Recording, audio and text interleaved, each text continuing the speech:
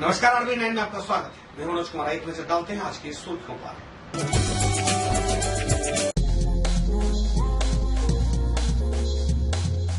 विद्या के देवी मां सरस्वती की आराधना में पूरा शहर लीन। केंद्र सरकार ने आम बजट और रेल बजट किया पेश।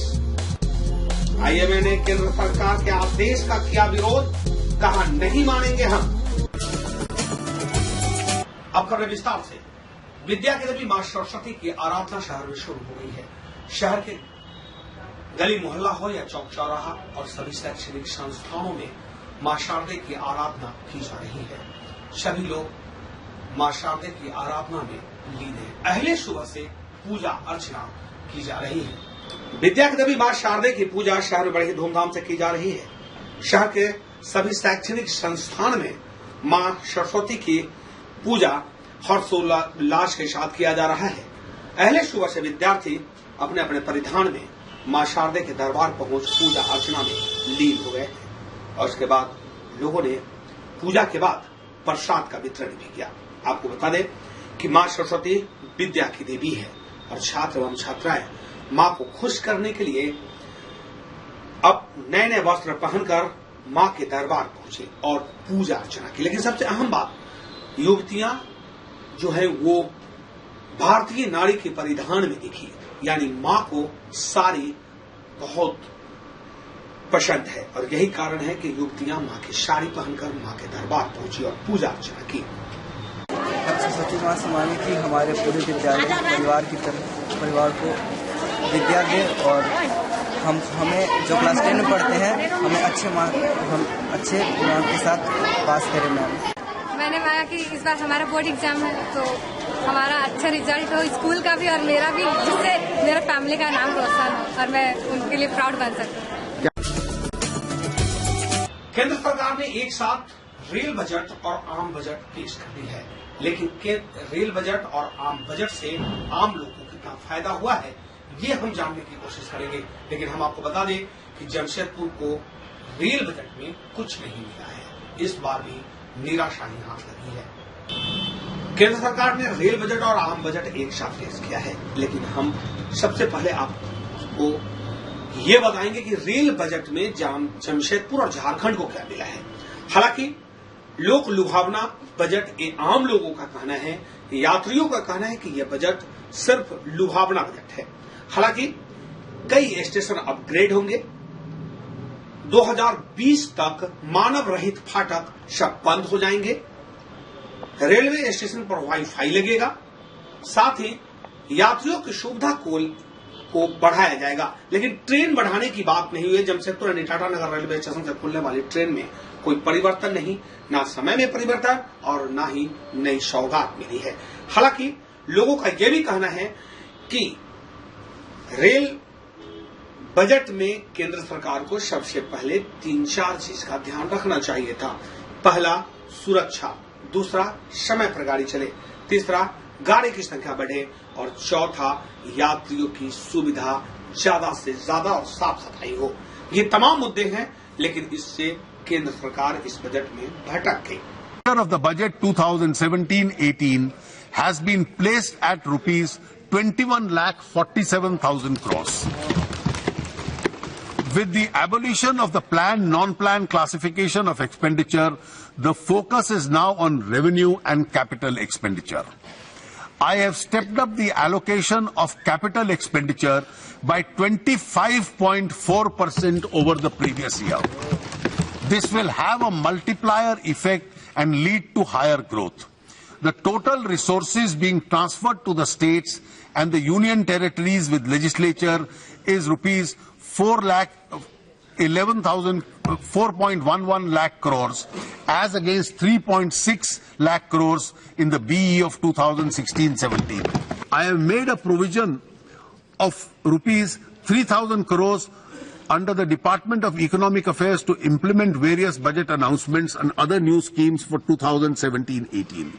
I repeat, for defence expenditure excluding pensions, I have provided a sum of rupees 2,74,114 crores, including 86,488 crores for defence capital.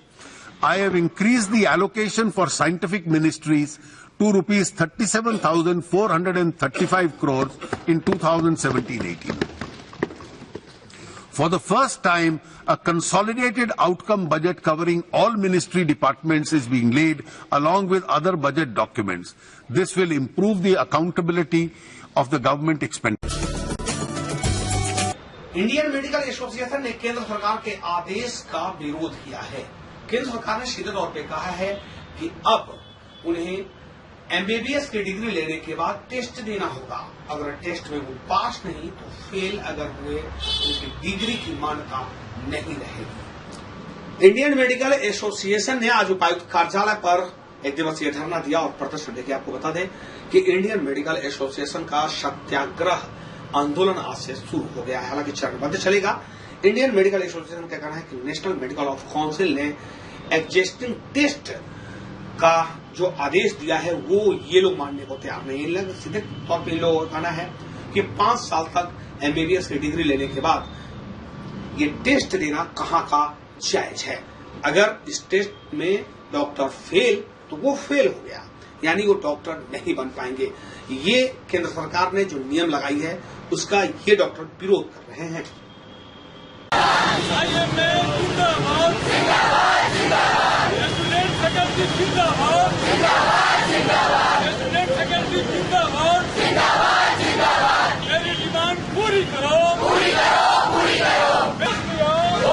धरना जो है जो एमबीबीएस वाले जो डॉक्टर्स हैं जो पास करेंगे उनको एक तरह का फिर से एमबीबीएस एक स्क्रीनिंग टेस्ट है वो देना पड़ेगा। आप ये बताइए कि 5 से 6 साल एक डॉक्टर खुद एक प्री टेस्ट दे के आता है, ठीक है, गवर्नमेंट के थ्रू। गवर्नमेंट अवेयर है इससे, फिर वो सरस्वती पूजा शहर में बड़ी ही धूमधाम से मनाया जा रहा है, लेकिन शहर के ग्रेजुएट कॉलेज का नजारा हम आपको दिखाने की कोशिश करेंगे। भले ही यहाँ पर मां शारदे की आराधना हो रही है, लेकिन भारतीय नारी के परिधान में ये बच्चियां हिंदी फिल्मी गीतों पर खूब थिरकते नजर आए। हालांकि ये नजारा वाकई एक सिर्फ कॉलेज का ही नहीं, शहर के अन्य शैक्षणिक संस्थानों में ऐसा ही नजारा देखने को मिला। अब सवाल कि कहां जा रहा है मेरा ये देश। सरस्वती पूजा शहर में बड़ी ही धूमधाम से मनाया जा रहा है। वैसे ग्रेजुएट कॉलेज की छात्राओं ने जमकर फिल्मी गीतों पर डांस की। हालांकि सभी छात्राएं भारतीय नारी की परिधान में दिखी, लेकिन उसके बावजूद भी गाना हिंदी फिल्म, यानी एक तरफ मां की आराधना तो दूसरी तरफ हिंदी फिल्म के गानों पर ये डांस। हालांकि ये सिर्फ ग्रेजुएट कॉलेज का नजारा हम आप तक पहुंचा रहे हैं, लेकिन हम आपको बता दें कि शहर के विभिन्न कॉलेज संस्थानों शैक्षणिक संस्थानों में ऐसा नजारा देखने को मिला।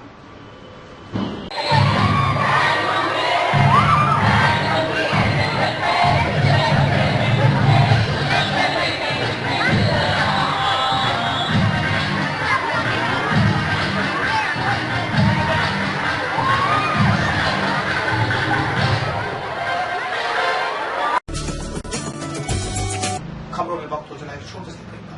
जल्द लौटते हैं, देखते रहिए RBN 9।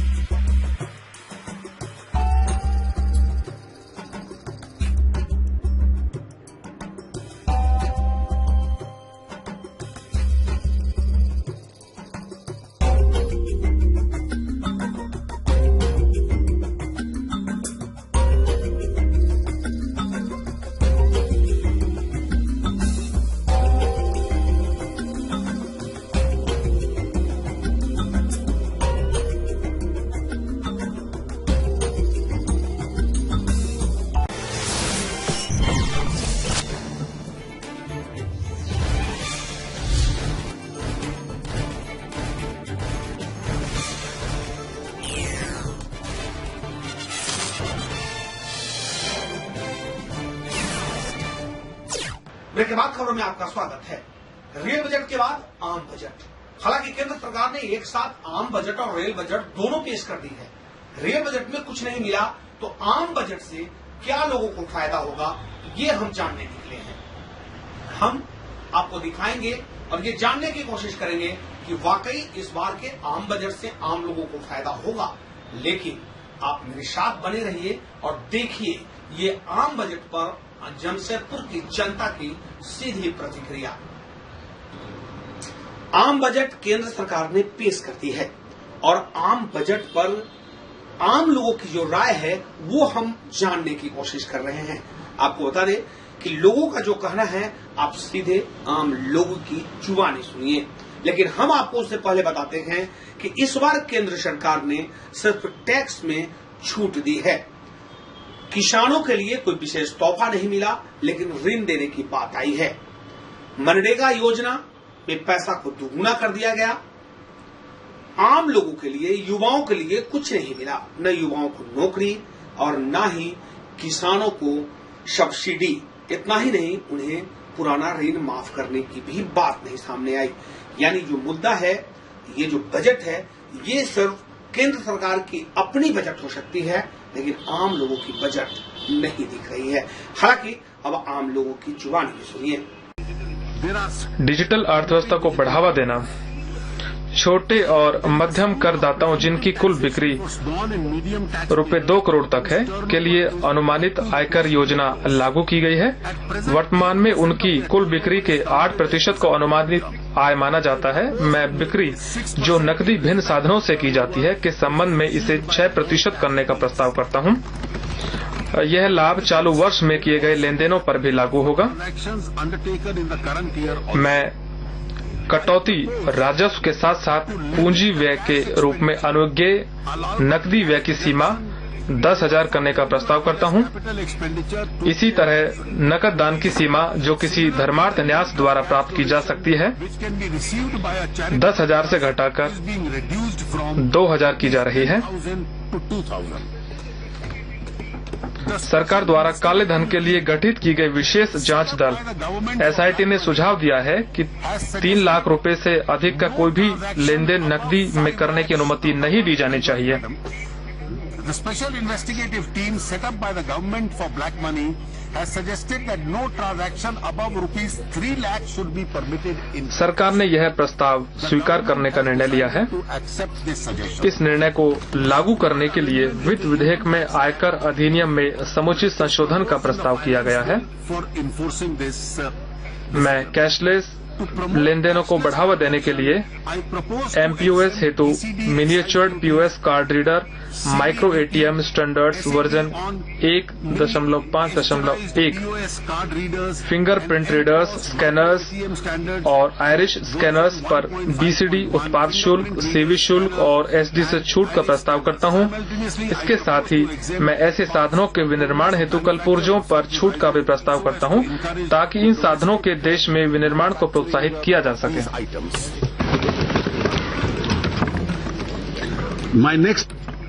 मेरा अगला मुद्दा जो है वो चुनावी वित्त पोषण में पारदर्शिता से संबंधित है। इसमें चुनावी वित्त पोषण में पारदर्शिता आएगी। भारत विश्व में सबसे बड़ा लोकतांत्रिक देश है। राजनीतिक पार्टियां एक बहुपार्टी संसदीय लोकतंत्र के अनिवार्य अवयव हैं। स्वतंत्रता प्राप्ति के 70 वर्ष बाद भी देश राजनीतिक पार्टियों के वित्त। तो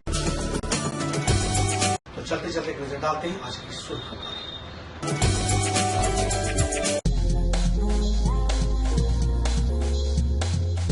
विद्या अकादमी मां सरस्वती की आराधना में पूरा शहर लीन। केंद्र सरकार ने आम बजट और रेल बजट किया पेश। IMA ने केंद्र सरकार के आदेश का किया विरोध, कहा नहीं मानेंगे हम। तो आज के लिए बस इतना ही। कल फिर हाजिर होंगे नई खबरों के साथ। तब तक के लिए आप नमस्कार।